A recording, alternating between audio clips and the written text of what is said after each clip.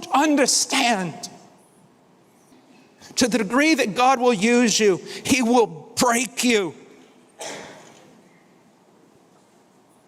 I used to sing a song to my children when they were little and wouldn't go to sleep, from Keith Green. My son, I am weak and I'm trembling. For the Lord I am always remembering.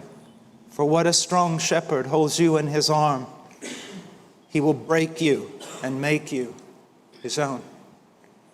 The famous preacher Jowett wrote a book, School of Calvary. To the degree that God uses a man or a woman, they must suffer. And they must suffer in order to recognize their absolute need of Him, that you have nothing but Him.